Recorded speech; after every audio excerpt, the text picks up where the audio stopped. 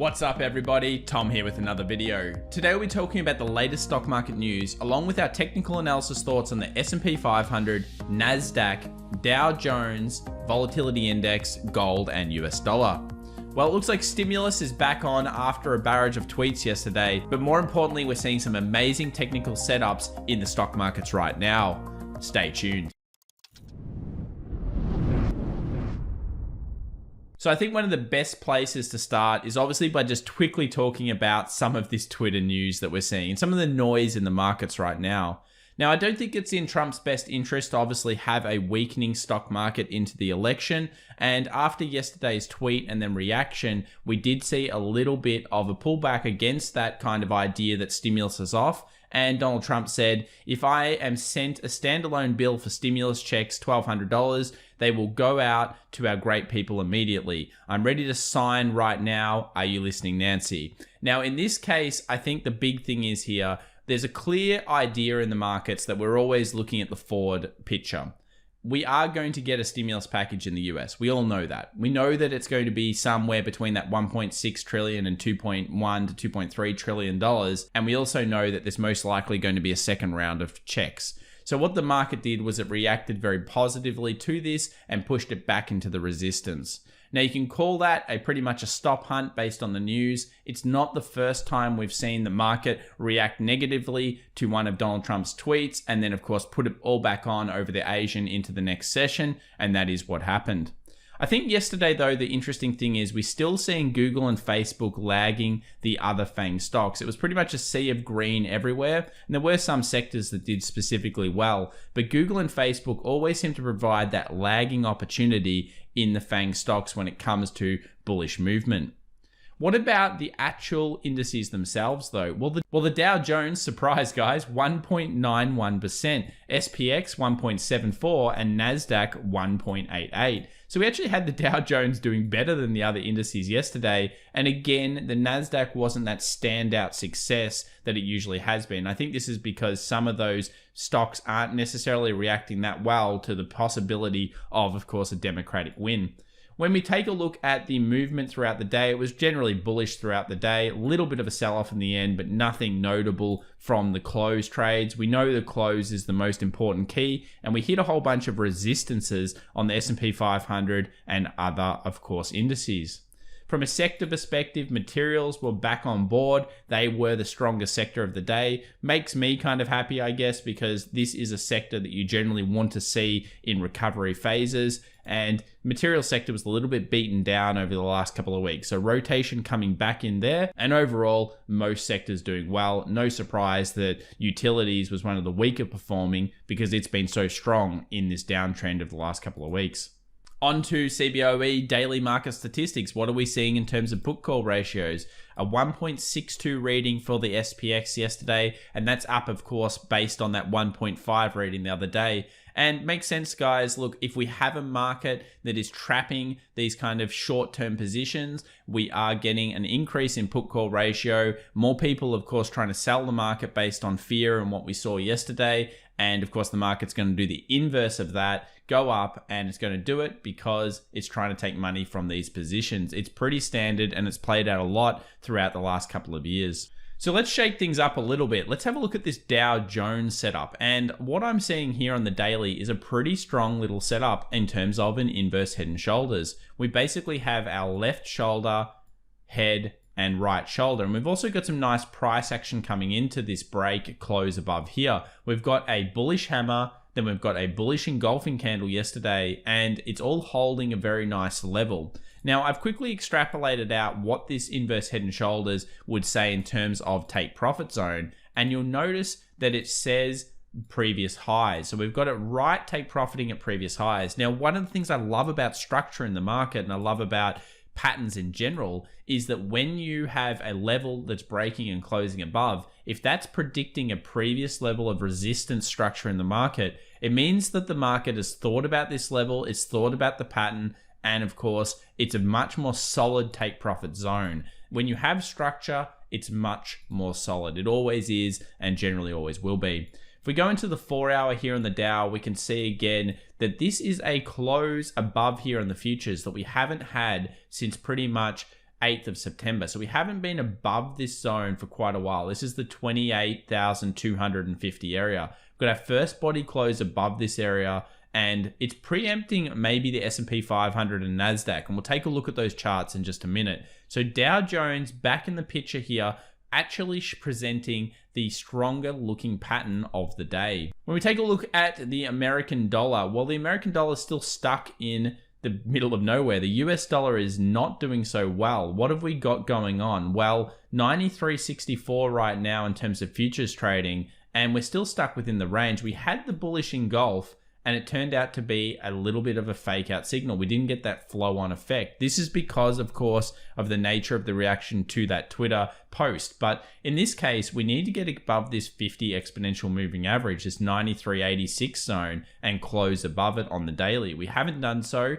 If we do, we would expect the market to go back into previous highs. It's those zones that become important. Right now, we're in no-go zone. It's impossible to know which way the dollar is trying to predict itself. It's stuck between a support, a resistance, and that's just how it is. But when it closes up or below these zones, if it closes below, it's going to go for the 92.80 zone. If it closes above, it'll probably go for the last previous highs at 94.50 to 94.60 area.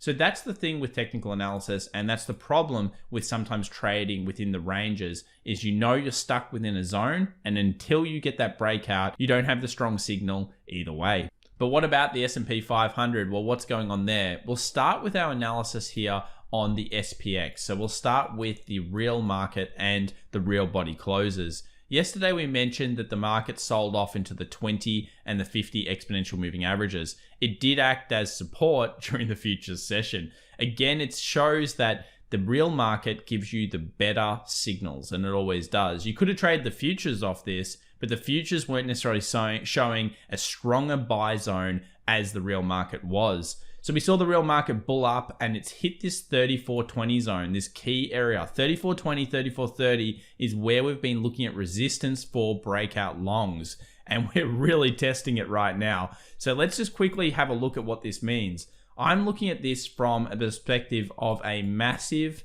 inverse head and shoulders. We've now got decent structure here on the right shoulder after that pullback. We're starting to see a well thought out kind of zone. We've obviously got a very strong left shoulder and head area, and we've got the right kind of cross here of the 20 and the 50 on the 4 hour. So the real market, if we get a close above this 34.20 zone, is looking quite bullish, and we expect it to play out really the same way that most of these patterns do play out. A close above followed by an impulse momentum kind of move, then a pullback to the zone, testing the previous resistances as support, and then most likely a further move on to previous highs, and then hopefully a completion of this head and shoulders. Now, this head and shoulders is actually completing at a point here that'll be higher than previous highs. And will this happen ahead of the election? Well, anything can happen. You follow the price action, obviously, but it's saying that the market should go to around a 36.25.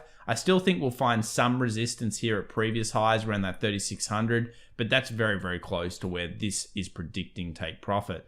So inverse head and shoulders on the S&P 500 is probably the big story right now. If we take a look at the futures, we're seeing a very similar structure as well. You'll notice this from the front screen. We've got our left shoulder, head, and right shoulder. And again, the futures have not closed a daily in terms of above these wick zones. We still need to see the close overall, but at this point, everything's looking very bullish, and it's the last point for the bears to really regain control of the momentum in this corrective phase. At this point, if we break through, I guess you'd be looking at really the end of the corrective phase and more of the next move up. And this is the type of pattern that we expect at the end of corrective phases. Double bottoms, inverse head and shoulders, those kind of things are usually what happens. Accumulation channels, all of these kind of patterns are generally the known thing when you hit a nice corrective technical analysis bottom.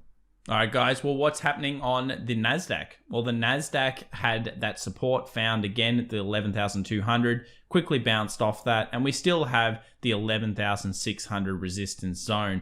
The Nasdaq's been a little bit weaker, and I think this is due to people looking at other sectors in the market and trying to find a little bit more value into a potential Democrat win. If that does happen, of course, people are trying to position for that, and that's why I think we're seeing this rotation and slightly weaker on the Nasdaq. The other reason is as well antitrust and whether these big monopoly FANG stocks are actually monopolies themselves. Do we see a retest kind of idea of what happened with Microsoft during the mid-2000s? We don't know yet, but that could be some of the things that are leading to a slightly weaker Nasdaq overall. It could also be that people just don't see value in the current environment. So 11.6 remains the resistance here, and we've still got the 11.2, and anything in between here becomes going into the smaller time frames and really looking for shorter time frame opportunity. We've got our key levels, and at this stage, we're waiting for either to break out above or below, and it's becoming a time again where the bears need to regain control, if they are,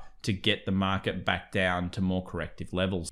What's happening on gold? Well, gold did not recover as well as you would think considering the US dollar weakness. We saw gold, of course, reject this 1920 zone. We spoke about how this is such a key level for gold. It hit the 1920 resistance, shorted off. I'd still set alerts for 1920 as if we ended up bulling and moving ahead of this position. We've talked about how that's such a strong signal, and we get back to maybe the 1960 and possibly even higher highs. But 1920 remains the key resistance, and where we are right now is basically we've shorted off the two moving averages, the 50 and the 20 exponential. We've come down and found previous resistance as support, and if we now break low below this point, we pretty much go to 1850 here. So we do have some potential trade opportunities where, again, if you're not in right now, there's nothing much for you. But if you see closes below this point, it will probably flow on to previous low tests. And if you see closes above this point, it probably leads to, of course, tests of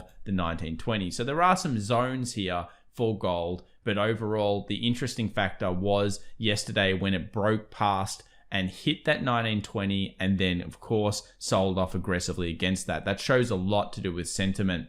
If we take a look at silver, very, very similar across the board. We basically had the resistance hold. We've now picked back up to the 20 exponential moving average, and it's always worth having like a 2450 kind of resistance break to see if silver gets and closes above that, as I think what would happen with silver is if that happened, it would move up, hit 25, come back down, test the previous resistance levels and act as support, and then move into the 26. The 26 is what we call like a 1, 2, 3, 4 kind of resistance level. We have so much support through here that will act as resistance, plus a 200 simple moving average on the 4 hour.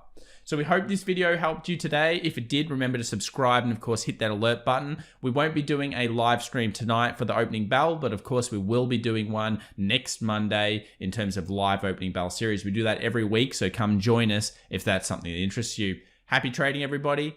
Bye for now.